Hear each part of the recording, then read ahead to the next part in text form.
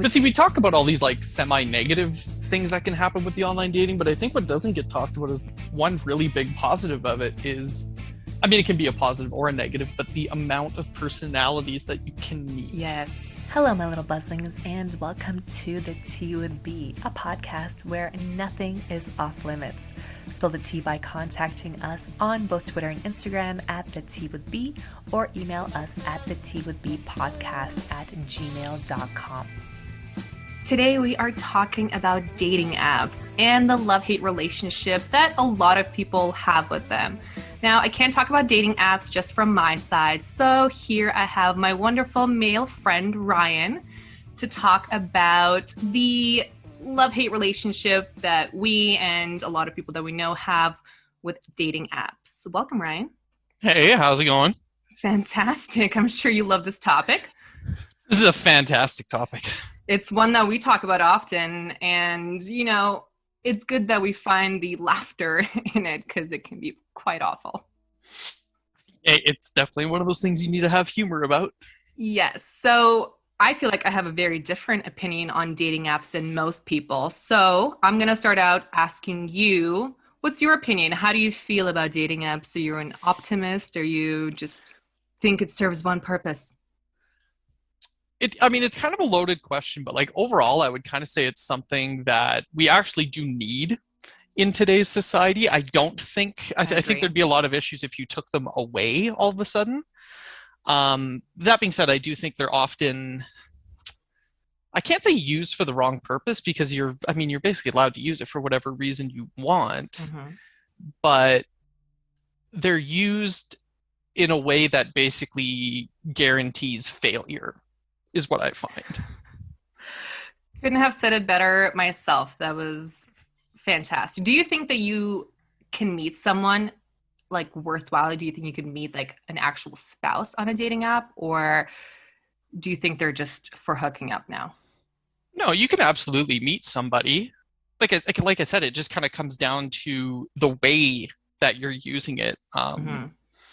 Because I'm a total dating app optimist, and I think that you can. But you're right.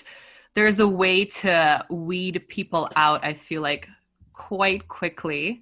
And you know who is, there's a lot of fake profiles as well.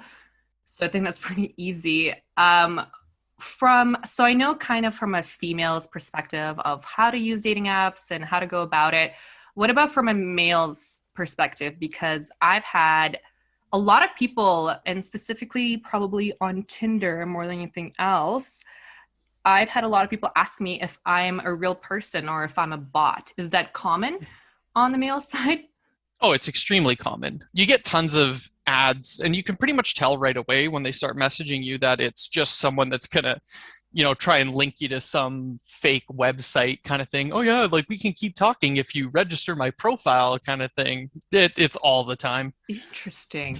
Because I've never had anyone, I feel like I've definitely had fake profiles. And it's pretty easy to tell which ones they are. Especially, I find that the picture where a dude is super good looking and all of a sudden he starts messaging me, and if he says like, thanks for the match, it's like an instant red flag for me, because I'm like, a dude that good looking is not going to say thank you for the match. You know what I mean? Yes. Yeah, and there's actually the exact same red flags on our side. Like generally the bot ones will pretty much within the first 2 or 3 messages, they'll say something along the lines of, I hate talking on here, add me on Snapchat. Interesting. And then they give you a Snapchat that sometimes it's hilarious. It doesn't even match the person that you were talking to a Jennifer, and then the Snapchat they link you is for an Amy. So you're like, oh, that's not very well done. They probably should have thought that out a little bit more. But yeah, you get those, and then it's usually like within 2 messages of that, you're getting spammed with like nude videos and stuff that's like, yeah, I'll send you more if you go to my profile and register. And then they send you these bozo links. It's horrible. Sometimes I just mess with them. See, but you're good at that because you're just really clever and you know how to, and that's a huge appeal of yours. I know that I was definitely sucked into it at one point. Do you find it's easier for you? Because, also Ryan is 6'2", and I know that a lot of females' ears perk up when they hear that number. What other red flags do you see with people, especially for someone who's desirable as you, who's tall and has a career and has all those things? What kind of crazy have you seen? Huh, that's actually a really good question because there's so many red flags on There's so online much dating. crazy. There's so much crazy on there. It's hard to distinguish. Okay, so a number one that I find, and this will kind of branch off into its whole other conversation topic, but I'll try and keep it clumped here. Mm-hmm. One of the bigger red flags is that in general, and I have two older sisters that I messed with their Tinders and stuff, so I understand it.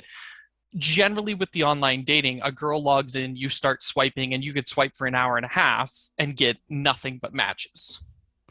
Guys, it's a little bit different, right? Like you get a fair share, obviously, every time you kind of log in, but it's not to the same extent. So I find a major red flag is actually a problem that girls used to have, where there's just no effort. Like you can tell they've got 86 matches and they're just saying hi to every single one of them to see what happens. Mm-hmm. Even when you start talking to some of them, you can like even if they're legitimately interested, they're just going through 44 messages a day, so you can tell that what they're not putting a lot of thought into what they're typing.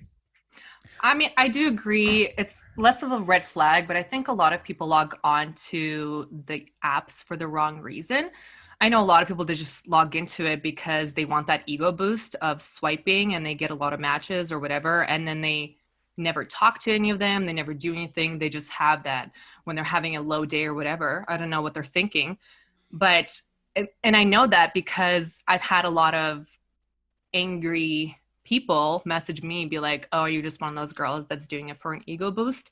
No, I have a life. I have other things that I have to do. Yeah. But yeah, I agree. I think that's super annoying. And when they have nothing in their bio, like when I think on Hinge, when the people just have like, instead of answering the prompts, they have a period. Oh my gosh, that makes me really angry because it's just like, use it for the right reasons. But I guess they all have different themes, right? It's like Hinge is a little bit more of the long-term app. I'm not a big fan of Bumble. How do you feel about Bumble? I actually think it can be quite good. It does force the women to actually do something, which yes, I honestly think is one of the big, like that's what I was talking about before. It's actually one of the bigger problems in online dating. Like I know you just talked about, you know, guys that don't have anything in their profile or answer in short messages and stuff like that, or get mad that you're not responding. But I actually find that more often in the female to male interactions, far more often on online dating. I mean, I would agree with that because I just know from other people's experience that's the case. But I mean, I do take them a little bit more serious, so I always reply. And you know, when I see red flags, I've kind of started being a little bit cruel in the sense that like if I can see it that it's not going to work out, I just unmatch people. Yeah, which can be seen a little bit cold. But yeah, with Bumble, that's actually why I don't like it. And then the fact that it expires and then you just write a quick hey or whatever. And a lot of times you don't get replies back either. There's that time to it, which I'm not a big fan of. Yeah, I think the expiring thing should go away. Right? I mean, people have lives, right? Just because you didn't type to someone in 24 hours doesn't mean you weren't interested. Mm-hmm. Yeah. But I mean, it was started by a woman who used to work at Tinder. So I don't know where. I will safely say that the quality of conversation is much better on that than Tinder. Hard to say the same for the things like Hinge and Match and some of the, you know, paid online dating sites kind of thing, which I think have just better matching systems to begin with. Mm-hmm. But strictly on what starts a better conversation, I actually would say that the girl being forced to talk to the guy has a better conversation because it's a girl choosing to message you out of 87 matches as opposed to a guy who's going to message every single person they match with because there's only 3-4 a day, right? I've never thought about it like that. I do like the aspect of Bumble where, kind of going back to what I said, is Bumble, I find you can fit your shopping list of what you want a little bit easier. I think that's the best way to describe it because you can put, you know, I want over this height, I want this zodiac sign, or I want somebody who, because you can answer, you know, works out, doesn't work out. You can pick that. And I mean, I'm a big fan of that aspect. is it the same for you? Do you go in and pick like, oh, I want an Aquarius? Like, do men consider that? I'm sure they do. I will say I actually hate it. Hmm. Not just for a me situation. I'm generally actually pretty good at navigating the online sites and kind of gauging who I'm going to get along with. But I do think for the general person, adding in things like that is going to make it harder for them. And the reason I say that is what I find is most people, take as an example one thing you said, you have someone that chooses, hey, I want someone that works out. Okay, the problem is psychologically they're attaching that to a personality trait, which that person may or may not have. So you're limiting your options based on something that you think is narrowing it down in the direction you want, but could very well be narrowing it down in the opposite direction. Hmm. Right? People associate activities or certain things to personality traits that just aren't always connected. So I think that's a bad thing to allow. That I've never thought about that. And I mean, that's why I really wanted to have you on here because on top of being over 6'2", Ryan's also very smart and has a degree in psychology. So we're not talking about that aspect, but you put forth a opinion that I've never thought about before. And yeah, maybe if you put somebody who works out, they'll have a fit body, but maybe nothing is going on upstairs in their brain. So that could be a negative aspect. Do you find that for yourself? Because I know for me, for sure, I have become a lot more shallow, which is funny to say because most people assume that you're shallow going into dating apps because a lot of it is based on a picture. But I find the opposite. I used to give people a try, give them a chance based on something funny or based on whatever is on their profile. And now I'm just like, nah, if you're under 6'2", it's not going to work out. Do you find that you're the same? See, this is where I'm going to have a very controversial opinion. I I know you personally are. don't think there's such thing as being shallow. Hmm. It's to me, it's not a thing. You have physical preferences, and pretending you don't is doing yourself and the other person no favors. So wise. Well, like the way I kind of look at that, right, is let's say I'm pretending to myself that I'm a much more open person than I think I am, or even you, right? You're a perfect example, right? And you decide, you know what, let's lower this height thing to like 5'8". You start talking to a guy, you're enjoying his company, but yet the back of your head, right? 4 dates in, you just can't get over the height thing. And you don't Mm-hmm. find them physically attractive. And then you would just end up dumping it. And the guy has spent $300 on dates and spent hours of his time going out for something that we could have predicted over 3 sentences that you weren't going to be interested in. Wow. Yeah. That's 100% right. I only realized this a couple of months ago, and it took you all of a couple of minutes just to embody that whole idea. And it's so true. I Yeah. have, especially the last couple of years, I have lowered my standards to a disgusting degree because I always thought, you can't base an idea of a person based on their looks. Yeah, you kind of can. And I gave short kings out there, I gave all of them a try. And the reason that I would never date anyone short again is because they turned out to be the shittiest of them all. I mean, like, I don't think I'm that tall, but I'm taller than the average woman. And those men would be the ones they're like, those heels don't look good on you. Could you like lower yourself for photos? Could you just like be in the back so people don't notice our height difference? What the hell? That's not Yeah. my problem that you're short. So there's a really weird concept behind this when it comes to like this is the whole topic of first impressions. So there's a thing in first impressions called imprinting.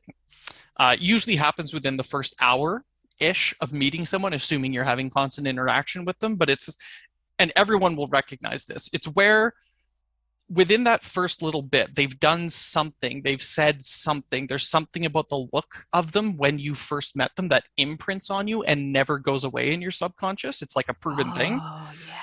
So it's that kind of thing where let's say you're out in public and you're with some friends and someone joins your party and he just says something that bothers you. it might be something like, moderate to minor, but then you might see that guy 6 months later. You're hanging out, you're trying to have a good time, but that thing is in the back of your mind and you just can't connect with that person because there's something that bothers you about them. Oh my gosh. Now, that's not to say you can't get over that. You certainly can. It's happened many times. You even find married couples that hated each other when they first met, but it's very difficult. It's a rarity. Yeah. I Yeah, don't know. it's much harder to get over that. So, Yeah. So, and I love that you brought that up because have you heard the term of letting someone grow on you?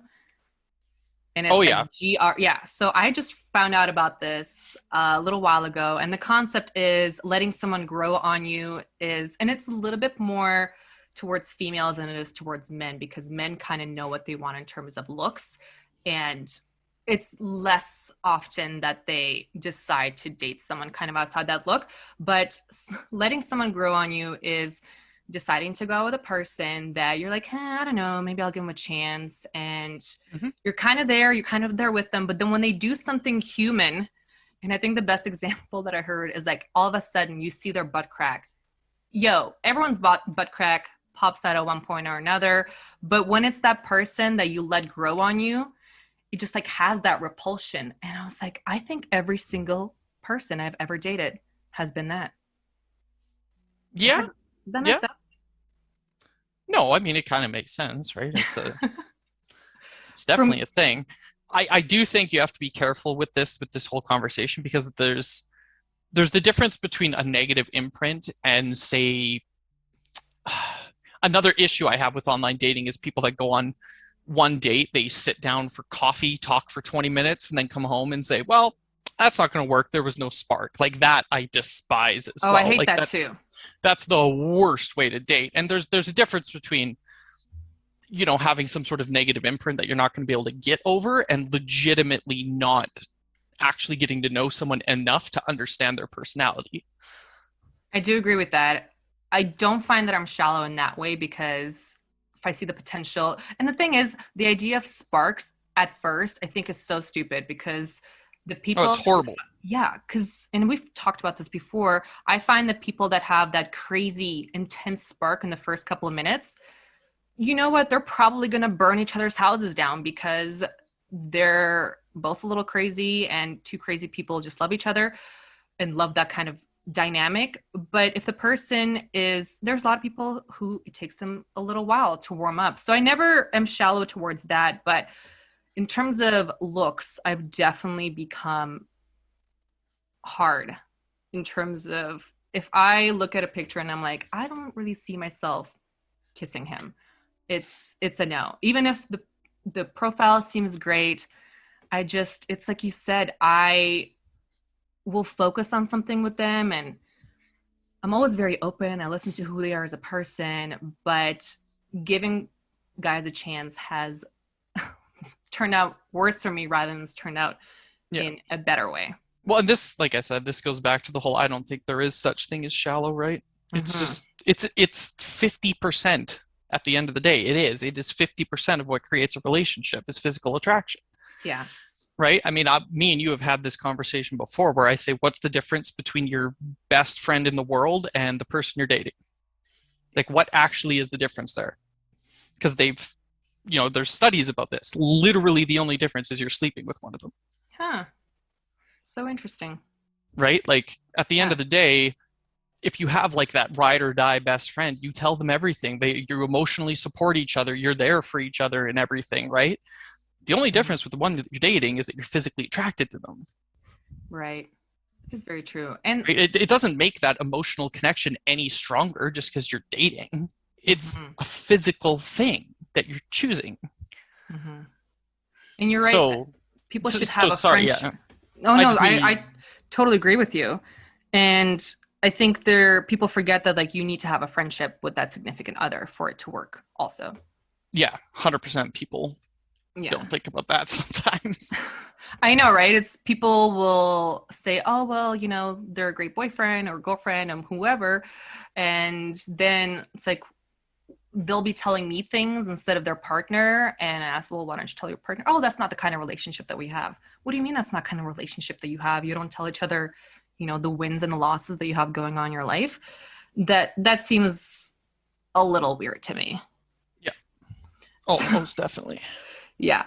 I did want to ask, and I will be very honest in terms of mine.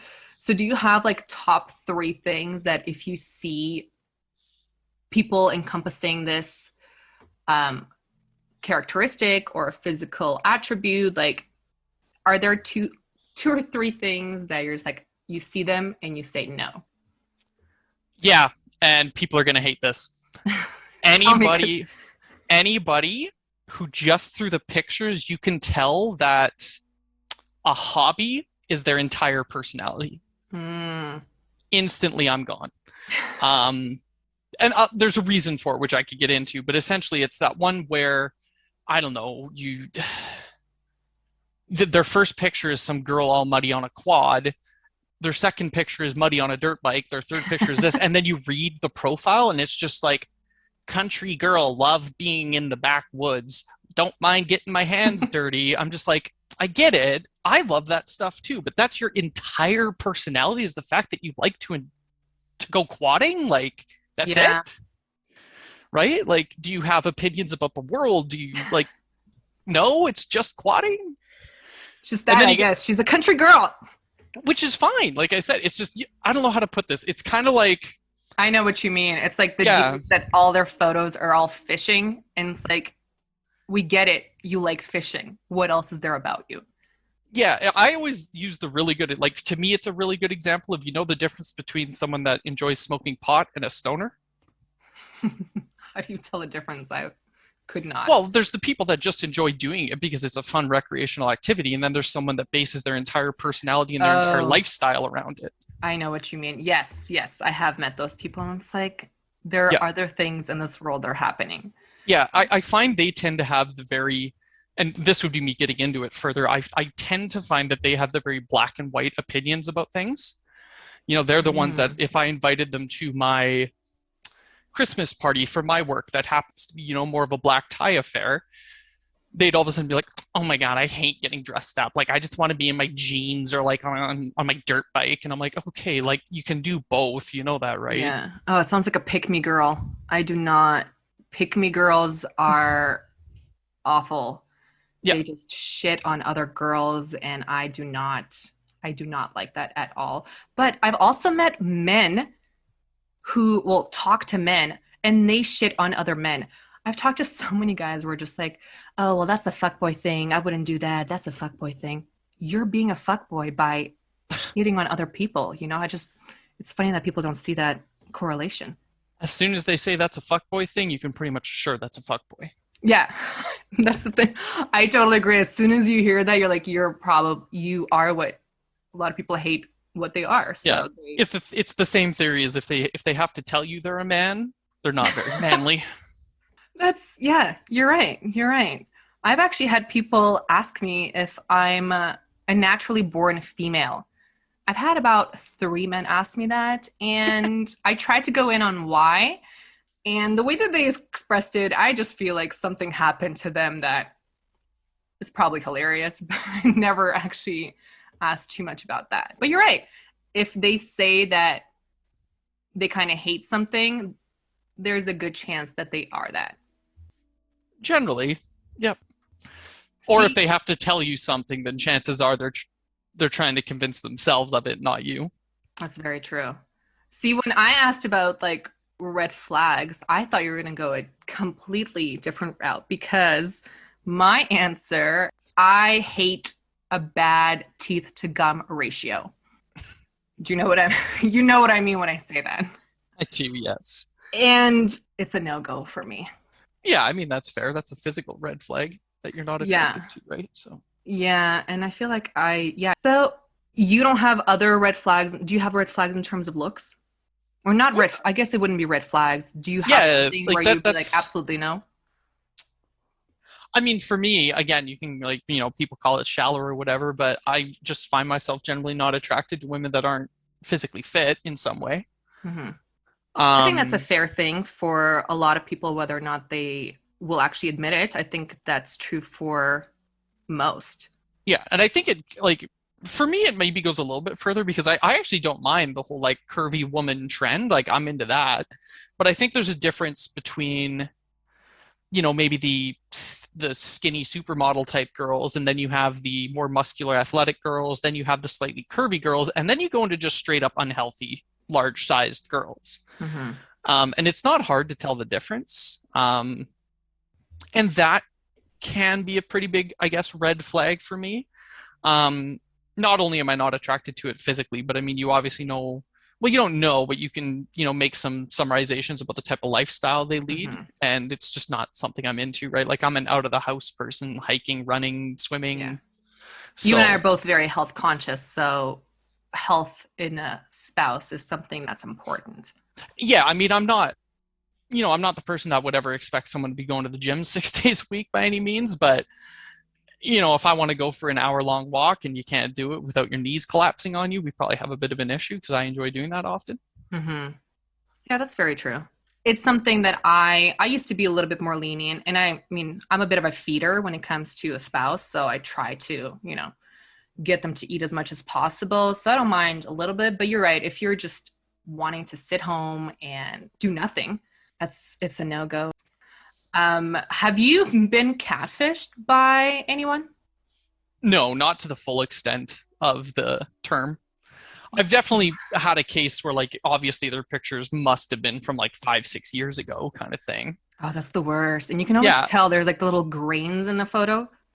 yeah, which like I wouldn't call catfishing, but like the closest I would say I got is there was a girl that, in all of her pictures, I thought she was quite attractive, and a lot of her pictures were actually from, um, what the heck? She was obviously in some sort of dance school or something like Mm. that. So it was a lot of like hip hop dance kind of pictures. But then when I met her, she was, I mean, for lack of a nice way of putting it, she was probably the same weight as I am. Wow. So you could tell like every single one of those pictures was from like 5, 6 years ago. And it kind of sucked because we had actually chatted for about a week before we actually had time to meet up and we got along great.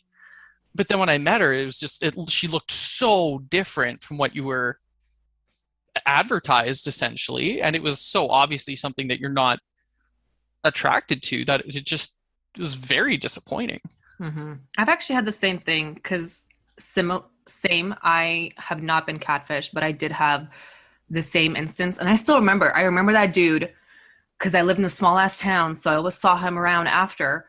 But he had photos when he was in his 20s and young and had like smooth skin and no crow's feet. And when I met him, he was like chewing tobacco, was 30 pounds overweight from the last photo, and awful. And it was probably one of the shortest dates I've ever gone.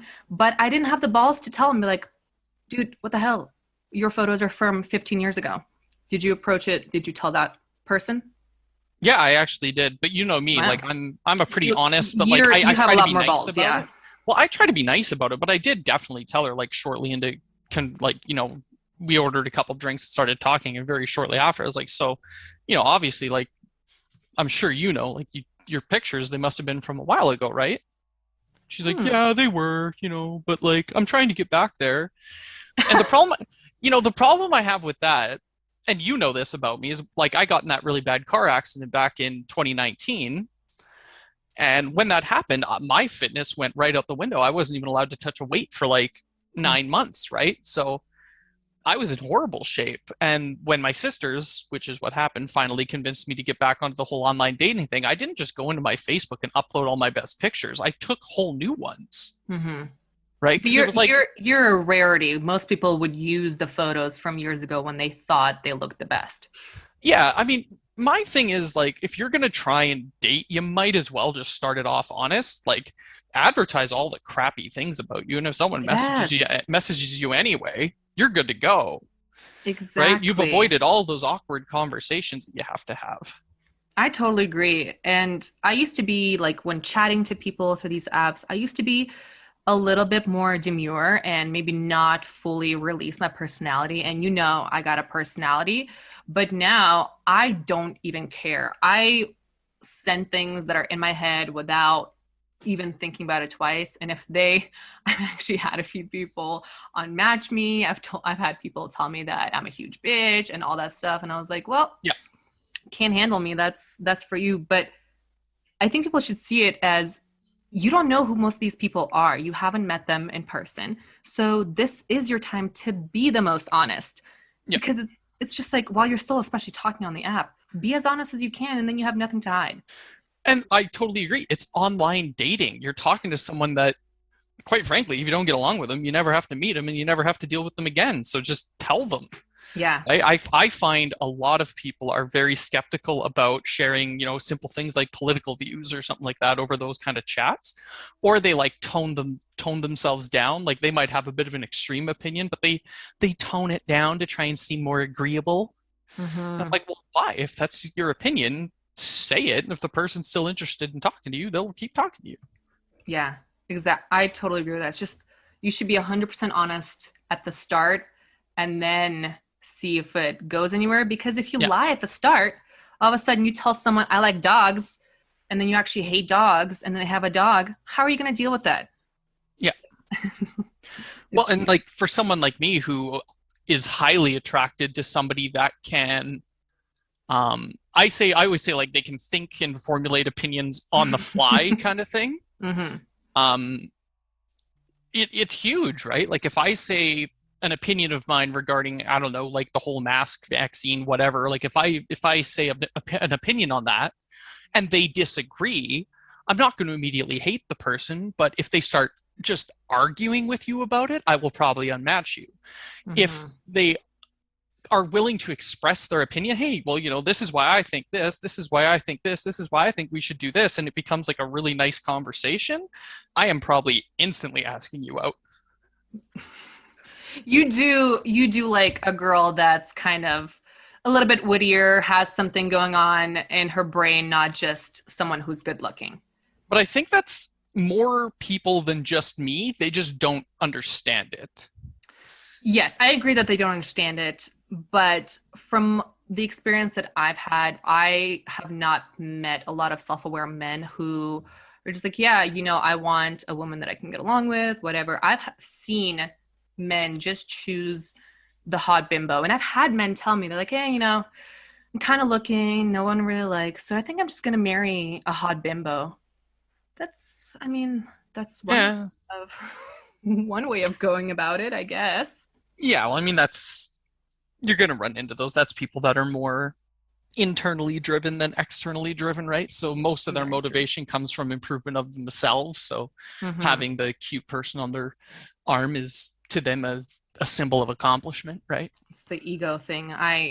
For me, another huge red flag is, you can kind of tell when someone has a huge ego about themselves, and they're the only person that's right when it comes to any situation. They cannot have a debate or a discussion about anything.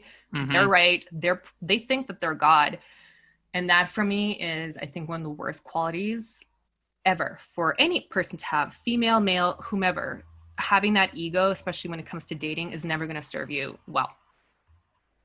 Yeah. And I completely agree. I actually test that fairly often. Like if someone shoots me How an do you test opinion, it? well, so if someone shoots me an opinion on something that I know could be considered controversial, I might agree or disagree with it. I just happen to know it might be something that a lot of people would argue about. Rather than stating my opinion and starting a debate, I'll just constantly ask the question, why is it that you think that? Mm. Right? Yeah. It's always an interesting question to me because I find a lot of people have these opinions on things, but they don't understand why they have it. So when you ask them like, "Oh, that's interesting. Why do you think that?" How they respond to that tells you a lot about a person, Oh, that's so true. I've never thought about it. Yeah, you're right. right? Like, do they start spitting facts out? That could be cool. Do they start, literally just saying opinions based on their own experiences? That could be cool. Or do they give you well, I don't know, I just kind of always thought that way. And you're Mm-hmm. like, oh, okay. I think that's the truest when it comes to political opinions. Mm-hmm. And I meet people who are a Democrat, and I ask them why they're a Democrat or a Republican, whichever. And I've had so many people tell me well, my whole family is, so I just stuck with that. Really? Yeah. Like, you don't have your own brain and your own ideas that you don't want to contradict your parents or you're afraid.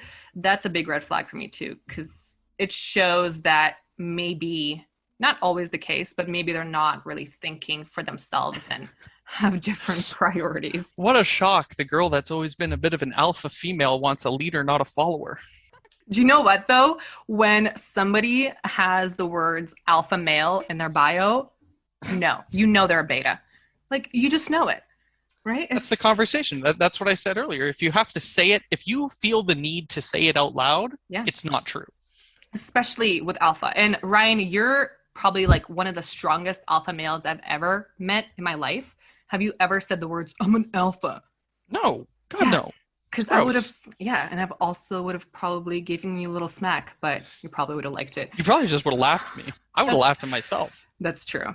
So one thing, it's in your actions, not in your words, right? So yeah, I totally agree. And when people put it as like their first thing too, it's like, oh, that's a no. But I also think people have the wrong view of that, right? You get a lot of guys that think that means that they have to puff out their chest if someone looks at their girl. Yeah. You know, I always hated that.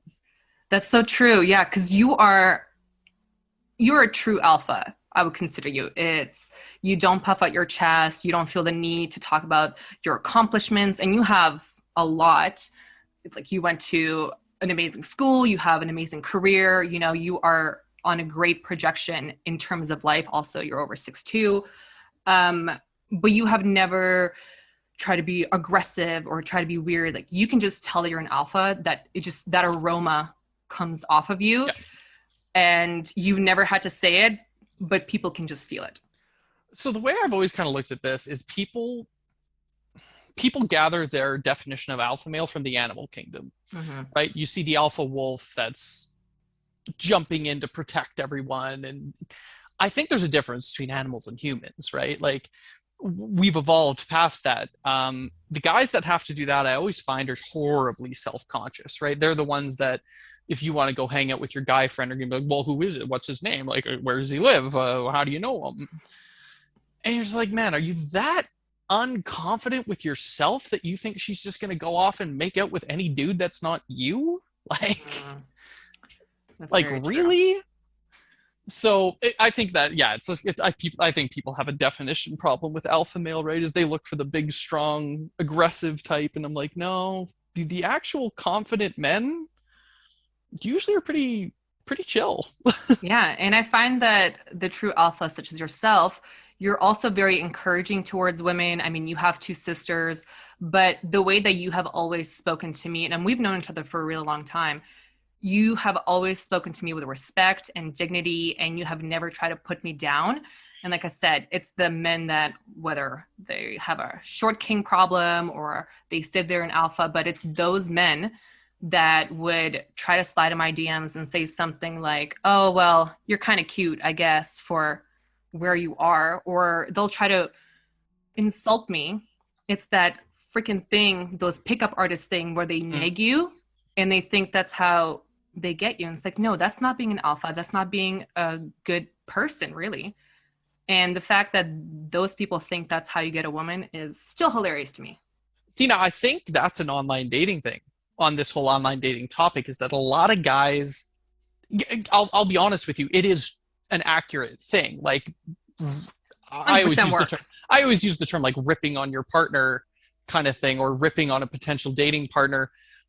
It actually is a good and can be productive method of picking someone up. But I think people have a problem separating playful banter and just being a dick. Yeah. Yes. Right? Like, me, like when me and you first met, I think we spent 90% of the day going back and forth insulting each other casually, but like we were laughing, we were having fun, we were having a good time. Exactly. And you kind of like, once you get to know the person, you understand where there's certain lines, right? Mm-hmm. Yes. And I mean, I'm of course the person that treads right on the line, but you know where it is, and you know what's going to be funny and what's just rude. Mm-hmm. And I totally agree. You, as much as we bust each other's balls all the time, you have never said anything to me where I'm just like, I'm not going to speak to Ryan anymore because of what he said. It's always funny. It's always witty. And I'm like, yeah, he is right. He's right. Ryan, one thing I wanted to talk to you about, and this is a problem that I find with online dating or dating apps, is you can't smell the person. Now that sounds weird, but smell is a very important thing to me. I don't know if it's for everyone, but I've gone on dates sometimes with people that I'm like, oh, they sound really great. Have everything that I want, and I would hug them when I meet them. And there was something about the way that they smelled right then. And I was like, there's never going to be a second date. 100%. That is, oh man, that is a big thing with me. It's actually hilarious that you brought that up.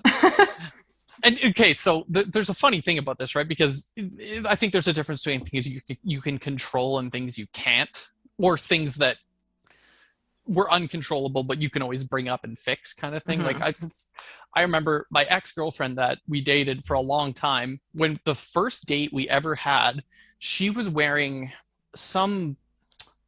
it was some really fruity smelling perfume, but the scent that was really strong to me was peach, and I hate the smell of peaches. I'm weird. So it's not the best smell. So it was driving me absolutely nuts all night. And I remember I don't think I brought it up that night because like obviously it's not that big of a deal. But I remember like conversations after the first date. I was like, just so you know, like I don't know what you were wearing that night, but it had like a peach smell to it, and I hate that. And she was like, oh yeah, no problem. Like I have tons of different perfumes. I'll wear different ones around you. And it actually, like, rather than becoming like some sort of confrontational thing, we actually joked about it for a long time. So mm-hmm.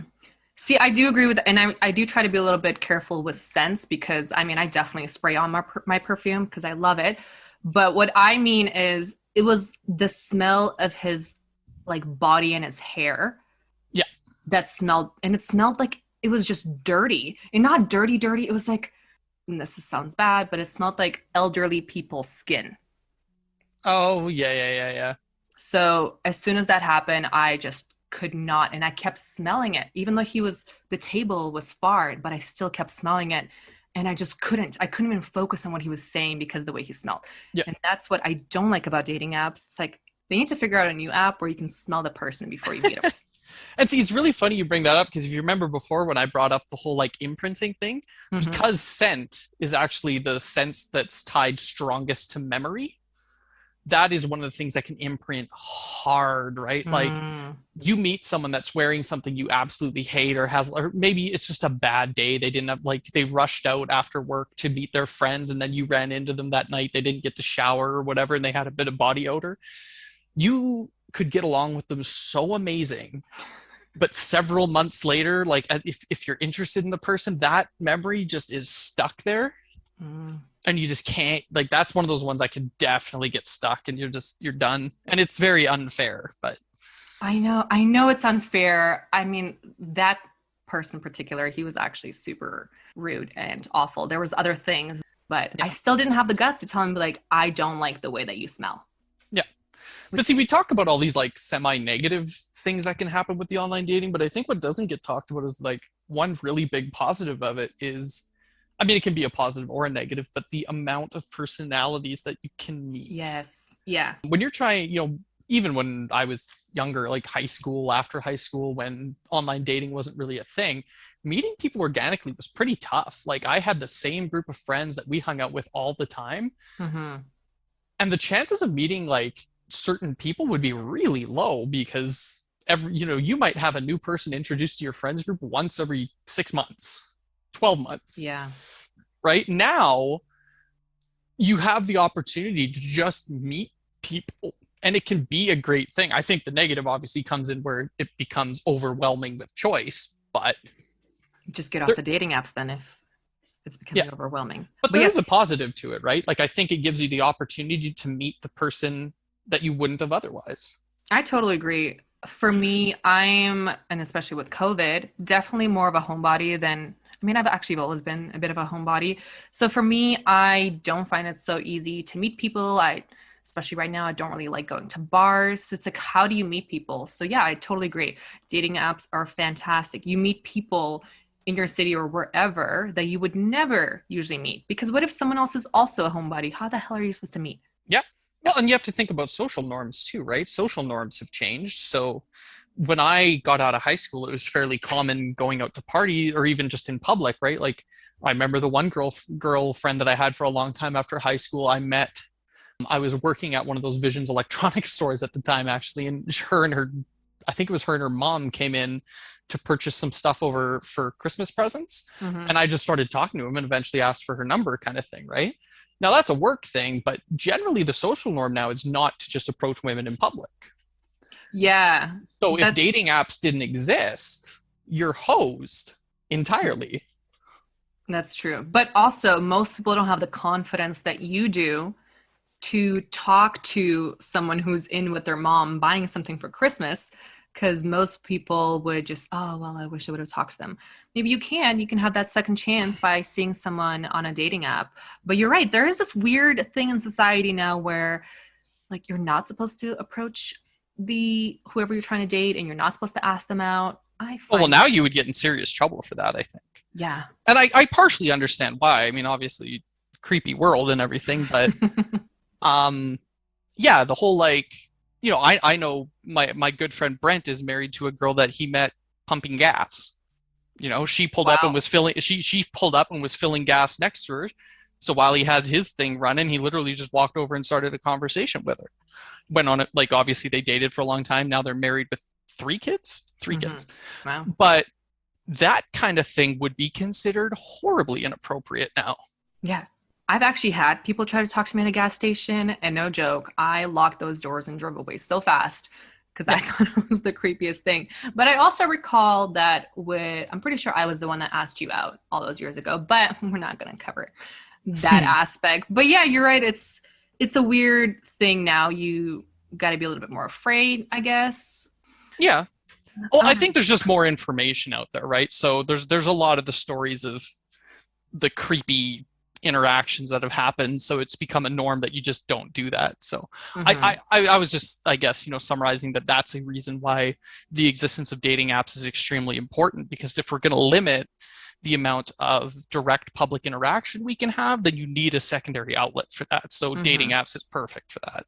And I'm sure you know some people, but I know a lot of people that are married from dating apps. And especially recently, I think there was maybe 3 weddings that I know of in the last couple of months, and they met through dating apps. Whether I think one of them was Hinge, another one was Tinder, and I forget the other ones were, but a lot of people are having great success. And so I do agree with that. It's a great way to meet people that you don't normally meet. Yep. Yes. Definitely. Well, Ryan, this was amazing, and I'm so grateful for you to be on here.